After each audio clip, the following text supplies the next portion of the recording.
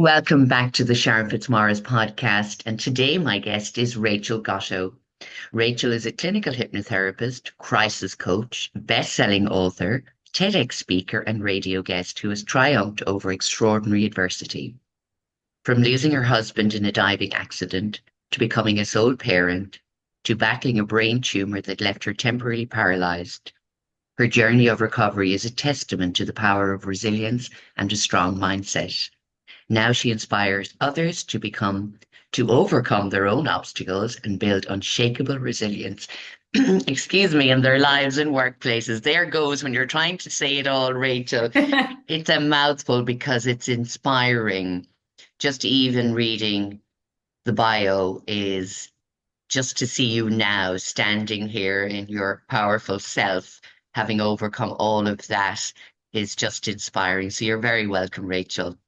Oh, thanks, Sharon, and thanks for the introduction. It's really a total pleasure to be standing here today. Oh, well, you're so welcome. So, Rachel, we'll unpack it a little bit because that's a lot of information.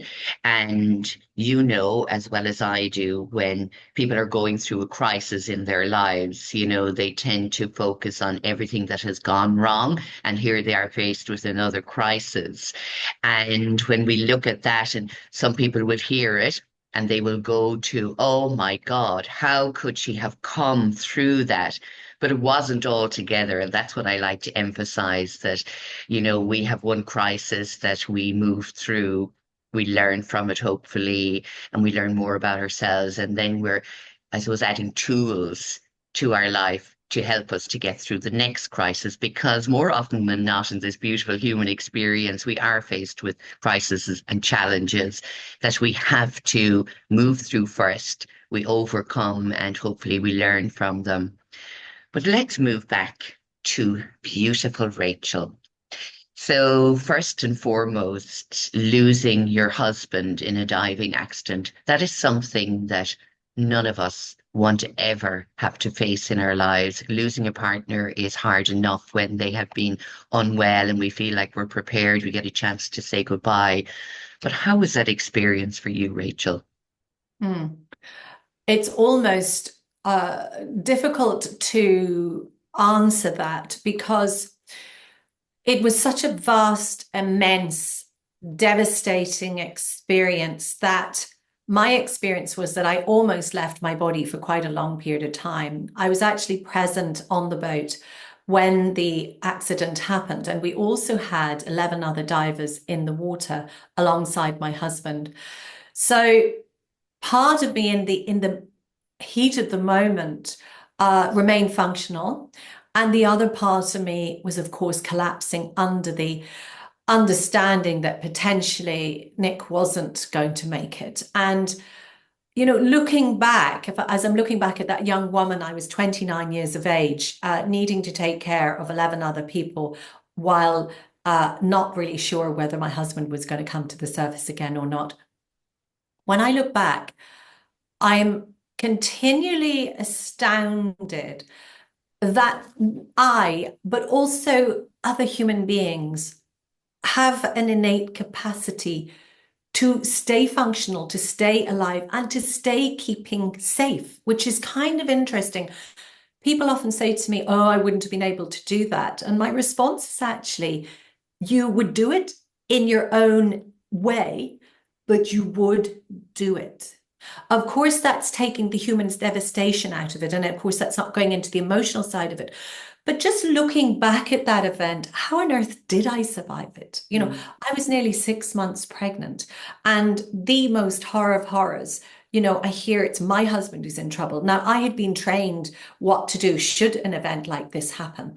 But to be able to orchestrate a rescue all the time, knowing that I actually hadn't seen Nick's face again. And even though I was rewriting the story in my mind as I was going about the rescue work, I kept hitting against this truth that actually I hadn't seen him, and they were all coming to the surface one by one to help me.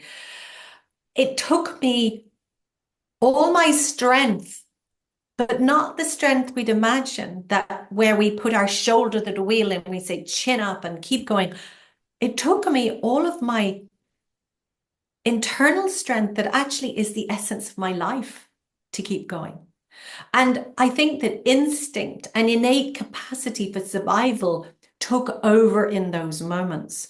And one looking at me might have said I was robotic or that I was disassociated if we wanted to pathologize it. But actually, looking back, and it's some years ago now, I can see that actually I was relying on my own survival instincts that I believe come to the fore for all of us. So, in answer to your question, what was it like? It was quite simply like playing a part in a movie where I was the star. And I don't mean that in an Mm. ego sense. It was just, I was almost seeing myself doing all of these incredible things, getting the oxygen out, channel 16, calling a mayday, orchestrating CPR, all of this, having the helicopter arrive and the sound and the whipping up of the water and the sheer urgency of all that was going on. It was like I was watching myself Mm. going through the motions of it. But again, with hindsight, I can see that I was keeping myself safe. And intuitively, I was keeping my unborn child safe. I wasn't allowing the full import of this horror, this really raw and terrible and horrific story to actually go in. And this is something that we talk about in grief, actually, is that, people say, I go through periods of when I'm numb, I cry, I don't cry. Again, it's the same instinctual. If all of that had been allowed to be imported into my brain at that point in time, in the full enormity and the full urgency of it, yes, I would have collapsed. But we are well designed, and I speak about this quite a lot. We have this capacity for survival, and in times of real trouble, our brain takes over and our nervous system takes over. So I was almost a bystander. The real horror came later when the true import of what had happened was allowed to come into my conscious awareness. Don't get me wrong, I was not in any fit state when I was taken off that boat that night and had to go all the way to the hospital to hear that Nick had drowned, because I just didn't believe it. And I had to hear it from a medical professional that actually he had died. So these events are so pivotal in so many ways and they're so devastating. But I am a survivor of this. And I will add on to that, I am a thriver of this. And that's not to negate what happened to me. And that's not to jump over the years and years of recovery it took. But I'm evidence that we can recover from immense trauma and we can go on to lead new lives in a different way, changed, but we go on to live again. So that would be my answer to that in a roundabouty way. Mm. Wonderful, Rachel.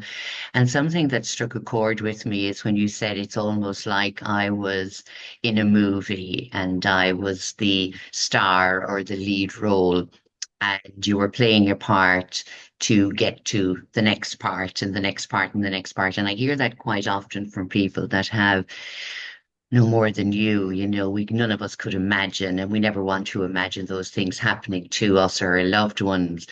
But when it has happened or it does happen, you hear people saying, it was just like watching it happening in front of me. Mm. And even though I knew it was real, I couldn't go there emotionally at the time. I had to just take those steps to be able to function. And Mm. that survival instinct takes over. And I suppose that's a fear that people have. How would I handle things if this happens or if that happened to me? There's a Mm. huge fear about that. And I'd say, well, none of us know how we're going to react or respond in any of those crisis situations. And one of the things, and I know you focus on this as well, is almost preparing ourselves for a crisis, Mm. that or a challenge that we may be facing in our lives. Now, you've had the experience, in a huge traumatic event with Nick unfortunately passing in that drowning accident, that diving accident. How did it change you moving forward?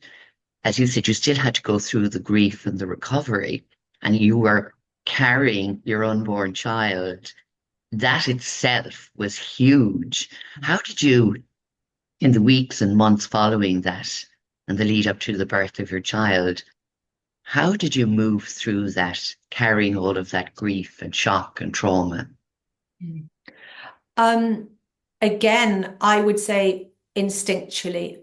Um, just to kind of open the story out, before Nick died, my closest brother, Dominic, had died of cancer.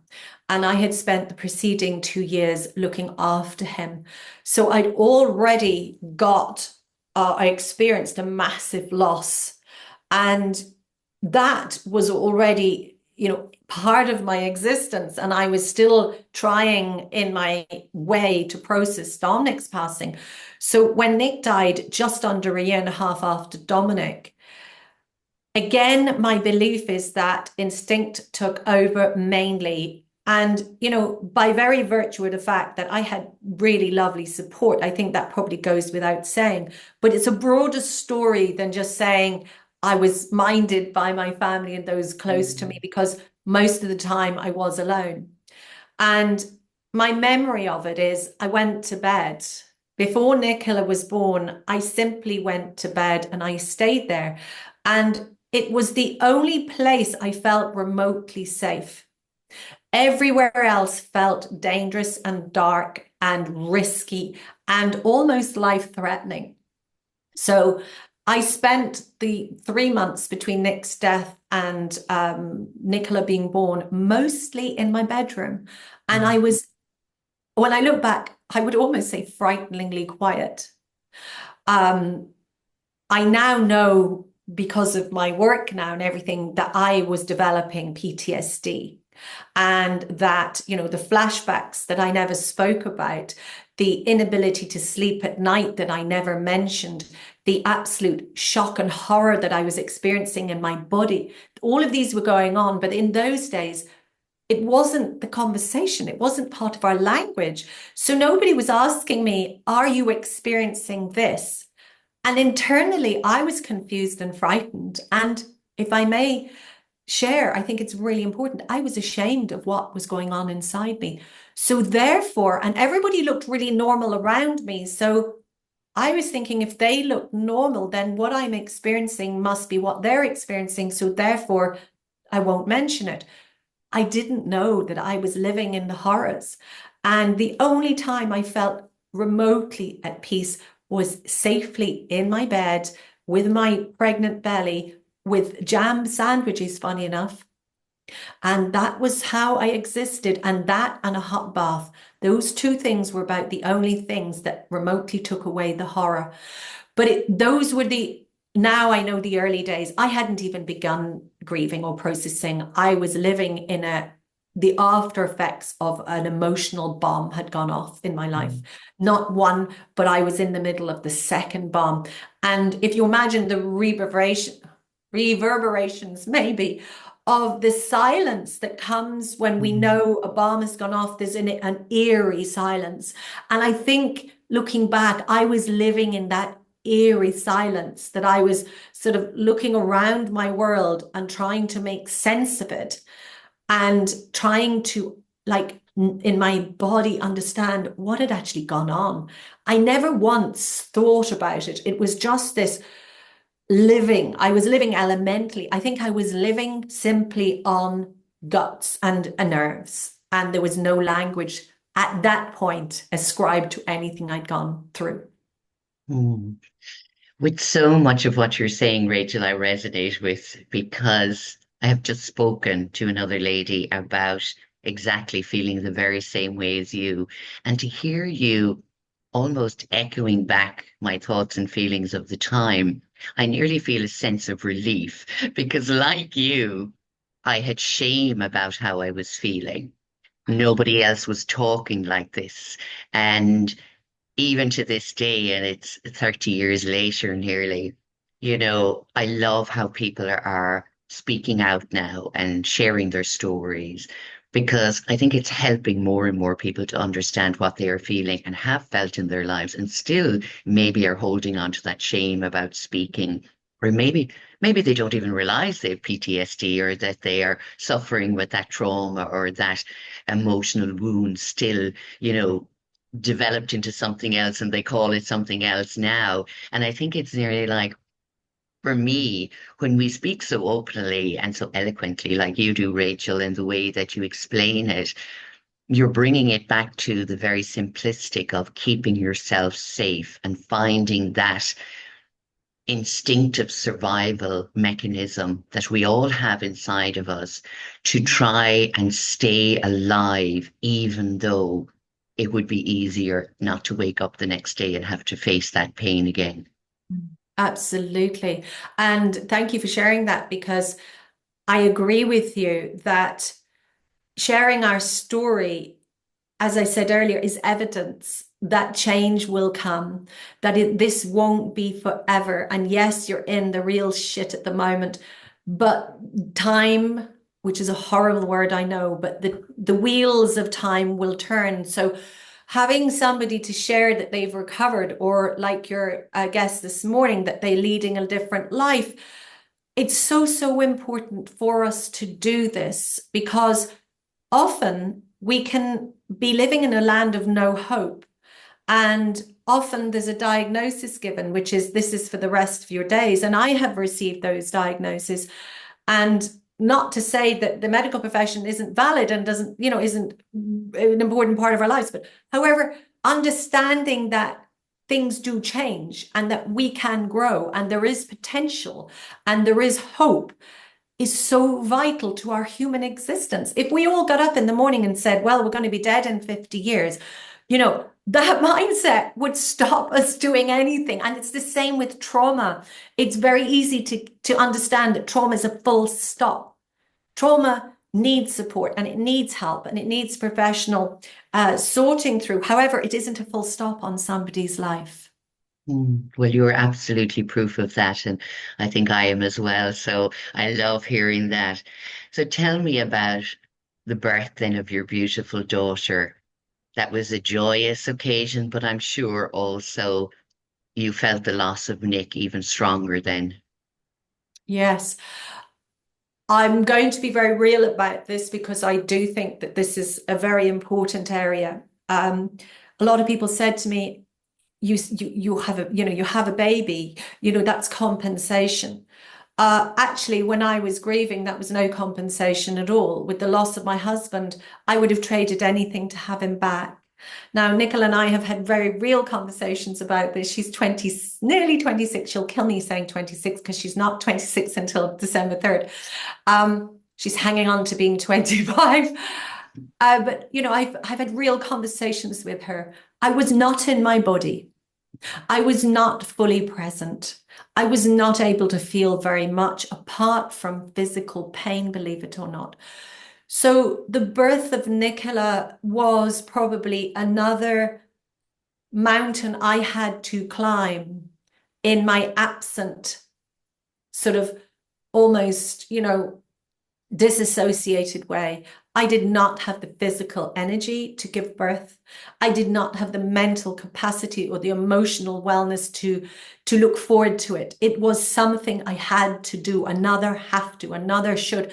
And a bit like death, sure as eggs is eggs, that baby is coming out of your body. Mhm. And all I wanted to do was stay in bed and eat jam sandwiches. I really did not want to go to that hospital.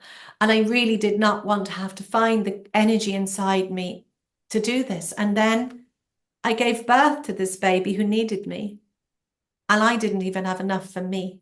Mm. And I think this is really important because childbirth is a joyous thing and it's a very exciting thing. It's a natural thing. But for a lot of women, it is actually one of the most confusing and terrifying times until they get to grips with it. And I simply, again, we're going to use the word instinctual. I instinctually gave birth. I had no idea what I was going to do. I had no idea what I was going to do after it. And then after 36 hours of intense labor, I'm handed this baby. I'm never going to go to the loo alone again. I'm not going to be able to sit in bed in peace and eat jam sandwiches alone ever again.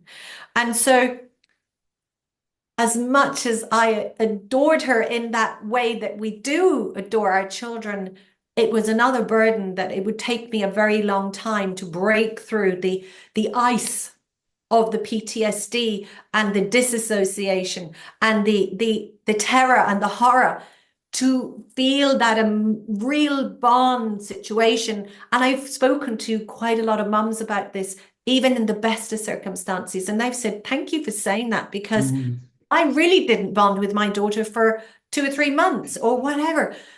And so I think that it's really important that we share that just because we're privileged to give birth and have the babies, that does not tick a little gold box for us all of a sudden, and we walk through the nursery singing, beautiful songs, because the reality of it, it's damn hard work. You will never sleep alone again. You will not go to the loo alone again for a very long time, and you are going to have to find energy you didn't have. So, an answer, I am so grateful today to have this fantastic daughter who we've somehow managed to bumble my way through. And I'm so grateful that she managed and chose to stay alive. Being in my tummy through such a terrible mm, circumstance, the reality is she could have not survived. mm, So she did. And we've had to come through a lot together. But I was in London last week with her. I had 36 hours with her. And just that incredible friendship we have because is remarkable. And I never stop telling her how much I love her and how proud I am of what she managed to accomplish through my mucky parenting and mm, whatever I did, as I call it, my sketchy parenting. Somehow she managed to come through and find her own direction in her own right and become Nicola in with her without the story, and mm, to reinvent. We both reinvented ourselves as a mother and daughter, but she's also now reinvented herself with her own path, and I'm so proud of her. I can't tell you. mm. That's really beautifully honest, Rachel. And I always say that I think we have to show up as our authentic selves. It doesn't matter again that, we have worked through it and overcome and we're sharing those stories, but to share where we were and how that awful place of where we were, again, as you said, emphasizing that change can happen and that we can move through this. And it's really important. So when you had Nicola and you still were experiencing such symptoms of not being present in the body, not having the energy for yourself, don't mind a new baby, did you reach out for support at that stage, Rachel? I didn't know that there was anything that could be done for me, but I did ring a therapist and told her what had happened. And I went to see her. Now, I would like to put a caveat on this, that there are some incredible people out there, professionals, and there are some people who are not capable or don't have the training or the capacity to help people who are in particular circumstances. The person I reached out to was inadequately trained, I would imagine, looking back now, and it caused me more distress. I don't think, looking back, that it was talk therapy I needed. What I needed was probably touch, presence, just somebody being there with a non-judgmental, non-hurried, not wanting to go anywhere presence, who encouraged me to share what was going on in the horrors of my mind. To be put in front of somebody, or put myself in front of somebody, should I say, who said, so how are you feeling? So how those words were not within my language, were met at that point in time. I was living in this body that was acting out. So for Mm, want of a better words. So did I reach out? Not at that stage in a way, but remember, it was early days as well. We're talking 1999, we're 1998, 99, 2000. So again, this is not to say blame, but it is also to illustrate that the right professional can help, but the person who is inadequately trained can cause a lot of distress and extra burdens on the client. It took me many, many years to truly find the help I needed. And actually, it came in the form of body work. Mm, It came in the form of Qigong initially. And it was simply just the movements, which were organized and steady, felt safe. mm, And being in a small little class with a person who was very well trained, that felt safe. It was many, many years before actually I started to truly process the bottleneck, I would like to call it, of unprocessed trauma. But, maybe it wasn't safe enough then. mm, Maybe I wasn't able then, and maybe the time wasn't right because I had to go through a lot of other traumas after that, and probably the space had not elapsed where it was safe enough for me to unpack any of these emotional boxes. So they stayed trapped within me for nearly another decade, actually, before the real, true change began to come. mm. And that's amazing that you say that because we would meet many people as well, and they will say, it took me 20 years or it took me 30 years. And a lot of people say to, why didn't you go sooner? And why didn't you, treat this sooner and stay suffering in silence? Because again, it's the feeling of safe. And for me, I always say that first step, it might be just the initial call or going to a class like you did. That is a huge step that we take. That is massive for people. So never underestimate that. So I'm really glad that you said that. And it's again when the time is right for us, when maybe we're aware that I can reach out now, or I can go to a class, or I can ask somebody. You were just again surviving all of those years. And it's really important to emphasize that as well, because a lot of people may resonate with you, Rachel, and say, that's what I've been doing for years. Yeah. I've simply been surviving to raise my child or move through the grief or to pay the bills. I just had to focus on those things. That's all I could do at that time. But maybe now I'm ready to take that step forward. Yeah. And I think that there's something really relevant in that is, focusing on keeping a child at school or focusing on keeping that parent going. There are layers to that.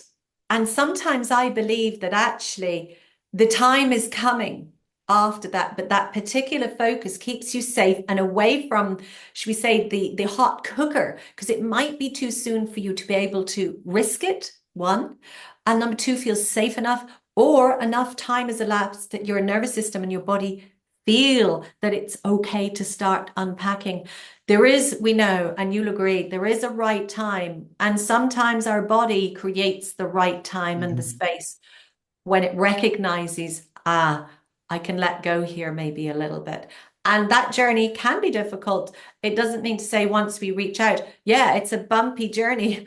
When we start to process, it is ups and downs and swings and roundabouts. But there's something inside about making ground and making progress. I think we recognize in some respects with support, we can stay on track. Yeah. And again, and it just makes my heart smile when you say that because I am always congratulating people when they make that phone call or they reach out to somebody or they go to the class because I said it's just that one step, Yeah. you know. And again, it's how, what you feel inside from just doing that in your body is actually responding, as you said, well, and again, those words, will I feel safe there? I feel safe with that person. And it comes back to safety, doesn't it, Rachel? Especially when you look back to the diving accident with Nick, that unsafe feeling, but how your body kept you functioning so that you could keep going through each thing. And even then, even with Nicola, not having the energy, but you still survived. And as you said, childbirth is really hard work. Don't mind bringing the child home and trying to look Yeah. after them. You know, our body will keep functioning until a time where it won't function. And that's when we really know we need support. Yeah, and isn't that another message of befriending our body, which is a journey I've been on all my life, really. It's such a clever, complex system.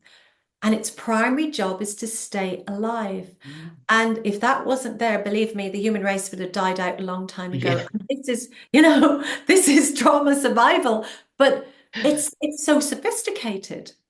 It really simply is. Mm. And, the teachings of Basil van der Kolk and all of these trauma recovery people and Gabor Mate, this is basically what they're talking about. And then how to reopen the pathways and how to reconnect when we've had to disconnect in order to survive. Mm. That's the root. Yeah, absolutely. So take us on to, I mean, as if there isn't enough in your life to deal with, Rachel. Then you were diagnosed with a brain tumor. I certainly was. And, again, this is about survival. I was, getting through, should we say, and managing, and on the surface probably looked pretty functional. Um, but every day was a struggle. And it was because of my experiences, I suppose, that I just didn't take any notice. When one day I'd jump in the car and my left hand wouldn't hit the gear stick, it would just miss it. And I'd sort of puzzle for a moment, and then it would clear and I'd be able to drive. Or another time when I was driving back from the shops and I suddenly found myself on the other side of the road, and it was like a scratching of the head, but carried on. And I think this illustrates the level of elemental living I was doing. Every night, Nicola was quite fractious. She didn't sleep during the night, and she always wanted another bottle. And I used to take it to her. But eventually, I started to not be able to walk. I lost the use of my leg going to the cot, but I would crawl. And now, looking back at the woman I see crawling up the corridor, I'm kind of going, you know, hello. This is not normal, Rachel. But I hope this helps somebody, because I was so miserable and just simply getting through the essence of life that I had no expectations. And even when I couldn't walk, it was like, ugh, something else has gone wrong. And it wasn't until actually Nicola found me unconscious on the kitchen floor that I was forced to recognize that none of this had been normal. And I'm still in shock that I could possibly not have recognized that this was a life-threatening condition. And I was so down that just another thing going wrong was just added to the list of things that had gone wrong. So I was taken to hospital, and it was very quickly decided I had what they call an AVM. So an AVM is an arterial venous malformation. And what it means is I had a benign tumor in the brain. They're extremely vascular, which means they're supplied with a lot of arterial and venous blood. So extremely difficult in a lot of circumstances to fix or operate on. Mine was a grade 6, so it was on the Richter scale of top end, and I was told that it was inoperable, although a benign tumor that in all likelihood within a year or two I would have an aneurysm and I would die. So the instructions I was given, along with a lot of anti-epilepsy drugs to keep the seizures at bay, was you need to put your affairs in order. And at that stage, I was probably, I think, about 33 or 34 years of age. And again, I did not accept it insofar as it didn't go in for a very long time. In fact, I thought it was a bit of a mix-up. I didn't believe it. And you hear of people with terrible diagnosis. They go, oh, better take the test again, only to be said there's no need, So I had the natural protection of denial for ages. And I went about my life for a long time. And, my family were incredible, and my friends were incredible, and Nick's family were incredible. And, we went to different hospitals, and I even crossed the Irish Sea and went to hospitals in London to say, look, here's my scans. Is there anything you can do? And the answer was the same every time. And I clearly remember one neurosurgeon saying to the other surgeon, as if I wasn't there, and he said, if I operate on her, I'll lacerate her. She won't last 5 minutes. And I remember just kind of going, whoa, that really hit home. Mm. And do you know what we did?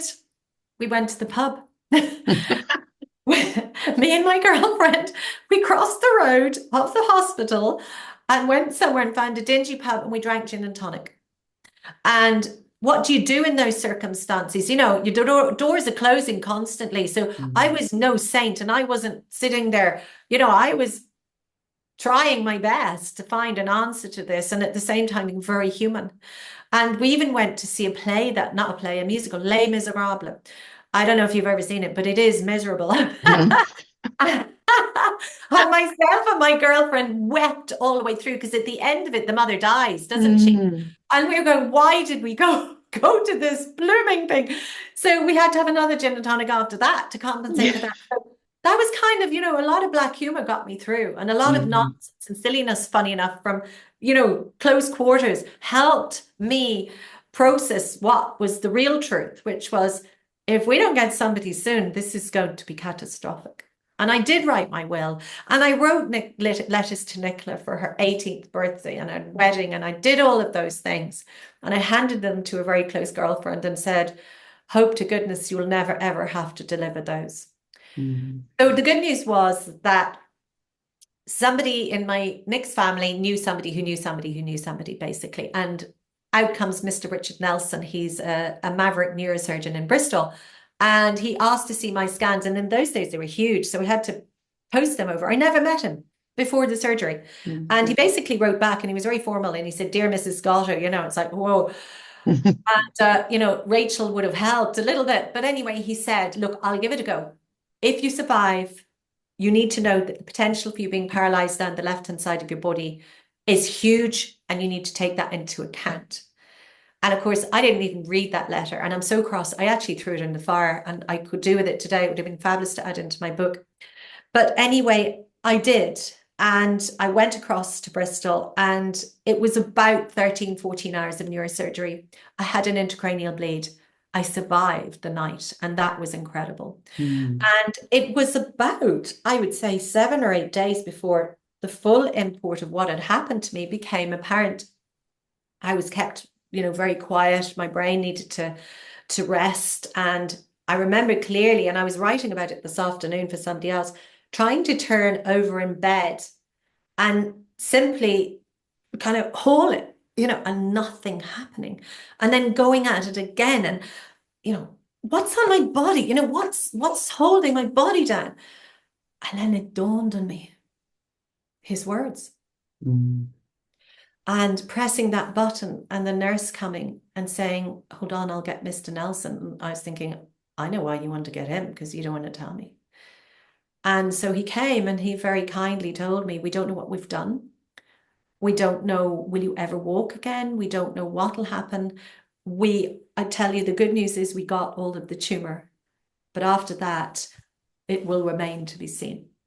So I was moved to a brain injury unit after that, and spent a lot of time working my butt off, simply trying to gain some movement. And I was lucky. I was so lucky, Sharon. I gained my movement in my toe, and that was information. And I fought with all my soul.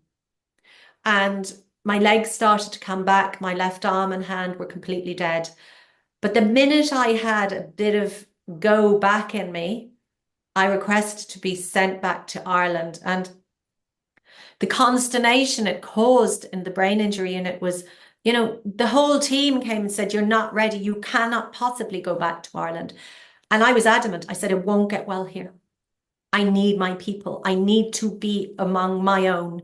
And although I was of an English family, whatever, I felt that my soul was already in Ireland, and I Mm. wanted to go back. And Nicola was there, and I wanted to go back to her. And so I did. I went home. And I think, you know, it is really interesting about saying I need my people, because we talk about tribes. Mm. And I think this is a perfect illustration of, again, gut instinct. I knew I wasn't going to get better there. I knew I needed to be back in a natural environment. I needed to be among the people who knew me and who could recognize me. And I was so right. Just the very fact of being back in West Cork, where I was in those days, with the local shop, and people sending me boxes of biscuits, and people dropping me in half dozen eggs from their hen. You know, that's the apple pie. Mm. And there was no apple pie in England because I was in a medical setting. Now, I don't advocate anyone signs themselves out of hospital, but what I am saying is that I just knew what I needed to do. And I followed my soul and my heart. And Mm. yes, I had to get medical support in Ireland, but I was right to get across that water. Mm. I love that you're saying that because something so beautiful when you're speaking, and it's nearly like your soul was always trying to keep you alive. Because I would speak about that often, and I didn't know in my own trauma experience and pain what was keeping me surviving. And I know it is a survival instinct, and I know it's something that we try and do as humans. But I always felt there was something stronger that was supporting me, Rachel. And I didn't know what that was until later on.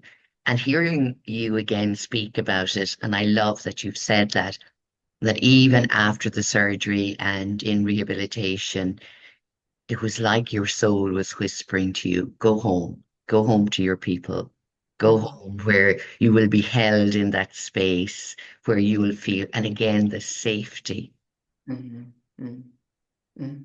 It's just beautiful. Mm. Do you feel, after going through all of this, that your soul has a purpose? Oh, that's such a tricky question, Sharon. How long have we got? I'm gonna have to get that one nailed down. Does my soul have a purpose? I know the human incarnation of Rachel has a purpose. I know that. And I feel I'm following that lead or that calling, which is actually the joy of working with people and helping them overcome their trauma. And I don't mean it in a kind of a you know, sort of light-hearted way, on a superficial level. I really feel that from, if people could see me, down in my gut, yeah, I'm following that purpose. Mm. I personally feel that my soul is calling me rather, when the other way around. I think a lot about essence, and I think a lot about like who am I? What makes me up? Who am I really? Yes, I've got this lived experience, but who am I inside? And in my brighter, more calm moments, in my more Zen time, because I'm not always Zen, okay? In my Zen times, I feel that I am part of this most amazing organization, that the vibrational frequency is something that I am part of, and that I am responding to the calling of that in the way I individually will. And I fall off track and I head off and I do silly, stupid things. But in my more collected moments, I believe that my soul is calling me more than does my soul have a purpose, if that makes any sense. I don't know if Mm. if it does really, even to me, but I do believe that I belong to something greater. And I do believe I belong to something that is established and is ancient, and that I can't help but evolve through all of it. And part of this is this lived experience, and part of it is how I choose to come out of it, or how life pulls me into different areas. I know that life will never be perfect, and I know my life will never be without pain. I would like to think that I have developed the human capacity for self-compassion in a greater sense than I ever did in my life. And this is something that is still evolving in me. I can still be incredibly cruel internally. Mm. But again, in my Zen moments, and that's growing more and more and more, I'm learning to be kind internally. I've never had a problem being kind externally. It was always this internal kindness. So I know I've gone off point, but in terms of post-traumatic life, I think that my greatest part of it has been never shutting down to life, never shutting my heart down fully, forgiving myself for the dreadful, dreadful choices I made in my terrible moments and developing a level of compassion that was never part of my narrative and was never part of my history. It wasn't part of my family inheritance, internal kindness. So, in a roundabouty way, I hope that answers your question. I did, and I know it's not an easy question to answer because I suppose what I was really, I suppose, thinking about or feeling when you were talking, again, I think if we go back to the start and I was reading your biography, it's with so many challenges, so many losses, the experiences that you've had to face in your life, that people say, what is it all about, Rachel? Why did you have to experience all of that? Like, what good was it in your life? What did you learn from it? How has it helped you? And this is where I think, as a human race, we get stuck on the awful stories a lot in our lives. And people say, well, you don't know what I've been through, Sharon. You don't know what I've faced. And I'll say, no, I don't. But you're continuing to stay stuck in it, even though it happened 20 years ago. You're still back there, you're not here. And as much and all as I understand and I'm mindful, just like you've shared, Rachel, is that that trauma exists within our cellular memory. It exists within our memories. It exists within the subconscious. It exists sometimes without our conscious awareness of where it is and what it is and how it can affect us. But is part of our survival as this human being, as Sharon or Rachel, to not just survive every day, but to move through it, to overcome, and to have another experience. And if Rachel, who's proudly standing here in front of me with her beautiful pictures of the birds in Northern Ireland that she got when she was doing her TEDx talk, again, a symbol for you of a great achievement after everything you've been through. What is the purpose of Rachel's experiences, would you say now? The purpose of my experiences going forward, I believe, truly are to grow further, to keep reaching with curiosity for any opportunity for something new. I think the one thing that helped me in my trauma, if I can just go back to it, because it's just Mm, occurred to me here, is, and it's part of what I'm answering, is acceptance is a very important energy. And that doesn't mean to say we lie down and let life roll over us, but it's accepting of where we are in this given moment. And I'm accepting of what is coming my way, whatever it is. And it will be, some of it will delight me and some of it will not delight me.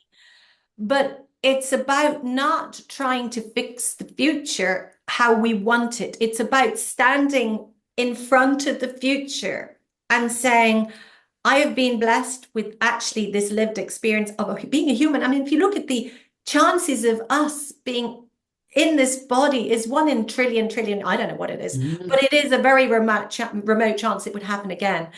And to say, hey, I'm on the ride of life. And I will try and tend to myself with the learnings I've had thus far. I'll try and be kind enough to myself in the bad bits. And I will try and help others when I have the energy and the capacity for the next bit. And I just look at it like the image of a roller coaster. It's going to go down, it's going to go up, and whatever it's going to do. So it to me, the purpose of it is to be present and embrace and accept what's coming. And some of my biggest work, Sharon, is actually preparing for my death.